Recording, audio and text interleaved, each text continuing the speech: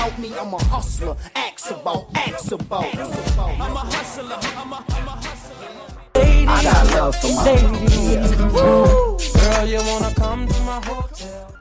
Rencontrez Cassidy, le maestro du rap du cœur de Philadelphie, en Pennsylvanie, dont le nom de naissance Barry Adrian Reeves ne vous dit peut-être pas autant que son surnom de scène. Né le 7 juillet 1982, Cassidy a fait irruption sur la scène hip-hop à la fin des années 90, faisant des vagues avec son jeu de freestyle tour et son talent pour se démarquer dans les compétitions de battle rap. L'agitation de Cassidy à la fin des années 90 a attiré l'attention des poids lourds de l'industrie et nul autre que le légendaire producteur de hip-hop Swizz Beatz ne pouvait ignorer ce talent. Cette connexion a changé la donne, propulsant ainsi Cassidy sous les projecteurs et posant les bases de ce qui allait se passer. Faisons une avance rapide jusqu'à aujourd'hui. Cassidy possède une discographie impressionnante avec 8 albums studio à son actif. Mais retenez votre enthousiasme car il y a du buzz dans l'air. Qu'est-ce que Cassidy est en train de préparer pour la suite? Si vous faites partie des gens qui attendent avec impatience le prochain beat de Cassidy, alors vous allez vous régaler. Dans cette vidéo sur l'univers de Cassidy, nous allons éplucher chaque couche pour découvrir les hauts, les bas et tout le reste de ce virtuose du rap. Donc si vous avez envie de découvrir Barry Adrian Reeves, installez-vous confortablement. Salut à tous et bienvenue sur Vraie Histoire de Star, la chaîne YouTube qui dévoile la face cachée des célébrités. Aujourd'hui, nous plongeons dans l'univers de Cassidy. Alors, si vous êtes nouveau sur la chaîne, n'oubliez pas de vous abonner et d'activer la cloche de notification pour ne manquer aucune de nos prochaines vidéos. Au cours de son adolescence, Cassidy s'est forgé une réputation comme l'un des rappeurs de battle les plus redoutables de la ville. À l'âge de 15 ans, il a remporté la victoire dans un défi organisé par la station de radio emblématique de Philadelphie, The Beat. Au début des années 2000, Cassidy a pris l'initiative de créer un groupe de musique connu sous le nom de Larceny Family, réunissant un groupe d'amis de sa ville natale. Le tournant s'est produit lorsque Cassidy et son équipe ont conclu un accord avec le label Rough Riders. Leur grand succès est arrivé lorsqu'ils ont figuré sur l'album de compilation Ride or Die Volume 2, mais malgré le succès initial, les actualités du début des années 2000 ont concentré la société sur autre chose et cela a rapidement éclipsé Larceny, conduisant ainsi à la mise de côté du groupe. Ayant mûri en tant qu'artiste, Reeves a réorienté sa créativité vers la création de chansons hip-hop complètes. L'acharnement dans son travail a commencé à porter ses fruits lorsqu'il a obtenu un contrat d'enregistrement sous le label Full Surface de Swizz Beatz en 2002. Cela a marqué un moment charnière dans la carrière de Cassidy, ouvrant ainsi la voie à ce qui allait suivre. En 2003, Cassidy a fait sensation avec la sortie de son premier single officiel, Hotel, mettant en vedette la sensation R&B R. Kelly. Le morceau s'est hissé au classement américain Billboard Hot 100, s'assurant ainsi une place dans le top 10 et faisant de Cassidy une force commerciale avec laquelle il fallait compter. Suite à ce triomphe, il a sorti l'hymne contagieux Get No Better avec Mashonda.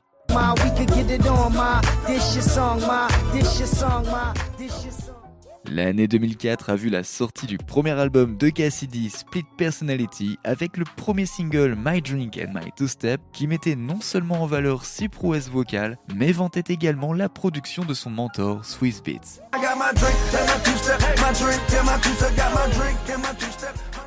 S'appuyant sur cet élan, Cassidy a continué à sortir une série de singles, dont des tubes comme I'm a Hustler et B-Boy Stance. En 2005, il sort son deuxième album studio, intitulé à juste titre I'm a Hustler, consolidant ainsi son statut de force dynamique de la scène hip-hop. Malheureusement, l'ascension de Cassidy vers la gloire a été éclipsée par une série de défis. En 2005, il se retrouvait mêlé à un grave accident qui a donné lieu à une confrontation mortelle, conduisant ensuite à son arrestation. Les charges retenues contre lui comprenaient le meurtre et la détention d'armes. Bien qu'il ait initialement été accusé de meurtre au 3e degré, Cassidy a finalement été reconnu coupable d'homicide involontaire, d'agression et de possession d'une arme illégale. Les conséquences furent importantes et le 2 mars 2006, Cassidy fut libéré après avoir purgé une peine de 8 mois. Cet épisode sauvage de la vie de Cassidy est devenu une partie du récit exploré dans le film de 2011, Rhyme and Punishment, un documentaire relatant les expériences d'artistes hip-hop qui ont purgé une peine dans des établissements correctionnels. Le 5 octobre 2006, à peine 6 mois après sa sortie de prison, le rappeur Cassidy a vécu un événement qui a bouleversé sa vie. Une collision avec un camion commercial qui a entraîné de graves blessures, notamment une fracture du crâne et des fractures au visage. Les conséquences ont conduit à un coma d'une durée de 7 ou 8 jours, suivi d'une amnésie provoquée au réveil. Il ne se souvenait pas de ses raps ni de ses chansons qu'il interprétait, y compris des morceaux notables comme Hotel et I'm a Hustler. Cependant, malgré le diagnostic de liaison cérébrale temporaire, il s'est progressivement rétabli à la fois physiquement et cognitivement. The Barry Adrian Reese Story, sorti le 6 novembre 2007, constitue un chapitre important du parcours musical de Cassidy. Nommé d'après ses initiales et reflétant peut-être les 8 mois qu'il a passés derrière les barreaux avant sa sortie, l'album plonge profondément dans les expériences de Cassidy pendant son séjour en prison et dans sa relation évolutive avec la spiritualité. Conformément à ses œuvres antérieures, l'album comprenait 14 morceaux hip-hop convaincants. Parmi ceux-ci figuraient des titres remarquables comme Leaning on the Lord, Damn I Miss the Game, I Get My Paper, Take a Trip et All By Myself. Fidèle à son habitude, Cassidy a également apporté une gamme exceptionnelle de guests comme Mark Morrison, John Legend, Swizz Beatz, Eve et Angie Stone, ajoutant ainsi diverses saveurs au récit tissé à travers l'album. Dès son entrée en scène, The Barry Adrian Reese Story a eu un impact retentissant, faisant ainsi ses débuts à la 10e place du Billboard 200 américain. Au cours de sa première semaine, l'album a non seulement captivé les oreilles, mais a également vendu plus de 63 000 exemplaires, un témoignage à l'appel persistant de Cassidy. Renforcé par la force de 2 singles à succès, Innocent Man Misunderstood et My Drink and My Two Step, l'album a été largement acclamé par des publications telles que All Hip Hop, All Music et Digibooth. Alors que les critiques ont été largement positives en louant les prouesses lyriques et la narration de Cassidy, des notes mitigées ont émergé de sources comme Rap Reviews et XXL Magazine. Néanmoins, l'album a consolidé son succès en atteignant des positions impressionnantes dans les charts, atteignant ainsi la 3e place du classement des meilleurs albums R&B et hip-hop et en obtenant la 2e place du classement des meilleurs albums de rap. La résilience et le talent de Cassidy ont transparu, marquant The Barry Adrian Reese Story comme un autre chapitre remarquable de son parcours musical. Après une interruption de 3 années, Cassidy fait son retour avec son 4e album, Cash, marquant ainsi son premier disque avec Crossover Entertainment et E1 Records, ce dernier appartenant à la superstar de la NBA, Carmelo Anthony. Cassidy a donné un aperçu du titre de l'album, révélant qu'il s'agissait d'un acronyme pour Cass Always Stays Hard. Sorti avec le rappeur assumant certaines tâches de production, l'album comptait 14 titres mettant en vedette des collaborations avec des artistes notables comme Game, May, Junior Raid, Notch, Red Kaffee, A.R.Ab et Naila Boss. Parmi les titres remarquables figuraient Music in My Blood, Hate Me or Love Me, All Day All Night, Girl Like Her et High of Life, mettant ainsi en valeur la polyvalence de Cassidy et conservant la signature de son style percutant. Contrairement à ses albums précédents, Cash n'a pas atteint le même niveau de succès. Après sa sortie, il s'est assuré une position à la place 145 du Billboard 200, une baisse notable par rapport aux sommets atteints par ses œuvres précédentes. Cependant, il a réussi à trouver une place dans les classements Billboard Top Rap et Top R&B Hip Hop Album, atteignant respectivement la 9e et la 11e place. Les critiques ont été variées à la réception de l'album, certains notant que l'album n'apportait pas beaucoup de surprises et comportait des paroles qui reflétaient étroitement ses efforts précédents.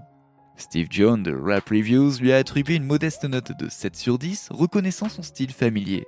En revanche, Spin s'est montré plus critique, accordant à l'album une note moins impressionnante de 2 sur 10 et mettant en avant une divergence d'opinion au sein du paysage critique.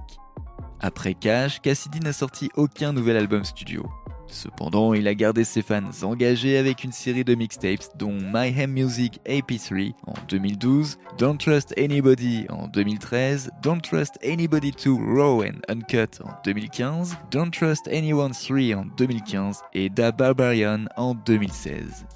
Tout au long des années 2010, Cassidy a fait des apparitions dans divers projets, démontrant ainsi sa polyvalence.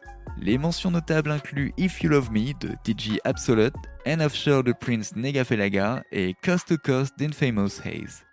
Le 21 mai 2012, Cassidy a célébré la sortie de sa mixtape My Ham Music avec une fête animée. Suite à cela, le 8 juillet 2012, il a sorti la mixtape My Ham Music AP3, renforçant ainsi sa position de force lyrique. Cependant, l'atmosphère est devenue compétitive lorsque Meek Mill, rappeur de Philadelphie, a exprimé son intérêt pour une confrontation physique avec Cassidy, qui à son tour a accepté sous la condition d'un arrangement financier approprié. Cela a donné lieu à une série d'échanges sur Twitter, les deux artistes se livrant à ce que certains qualifieraient de beef ou de prise de tête en français. Cassidy a répondu au défi de Meek Mill avec la sortie de Diary of a Hustler, initialement considéré comme un morceau dissident, mais clarifié plus tard par Cassidy comme étant le reflet de ses propres expériences. Les négociations pour un combat potentiel prévoyaient des sommes substantielles, les deux rappeurs demandant 100 000 $ chacun. Les tensions se sont intensifiées lorsque Meek Mill a critiqué le morceau Gangnam Style de Cassidy, une version lyrique du Gangnam Style de Psy. En réponse, Cassidy a riposté avec Me, Myself and iPhone, un morceau destiné à Meek Mill. Les échanges se sont poursuivis, Meek Mill répondant avec un morceau dissident intitulé Repo, déclarant son intention de mettre fin aux différends. Cassidy, qui n'est pas du genre à reculer, a sorti un morceau dissident de 10 minutes le 6 janvier 2013 intitulé Assault, alimentant encore davantage l'échange lyrique. Mais malgré l'intensité, Cassidy a soutenu qu'il ne s'agissait pas d'une querelle personnelle, mais plutôt d'une expression compétitive dans l'esprit du hip-hop. Au milieu de cette controverse, Cassidy a continué à contribuer à la scène hip-hop et le 6 octobre 2013, il sort l'album Da Science.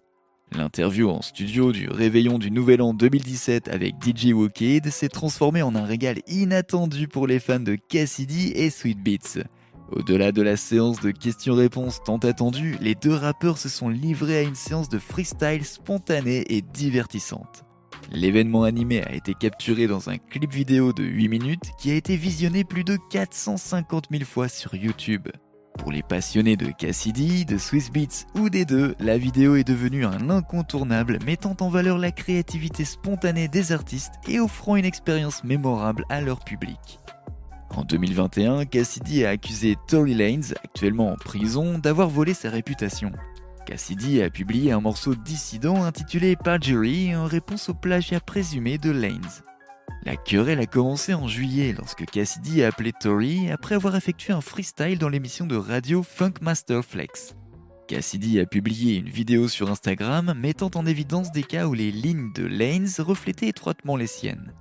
Tory Lanez s'est défendu affirmant qu'il lui rendait hommage et exprimant sa déception face à la réponse des artistes plus âgés lorsque des plus jeunes leur montraient de l'amour.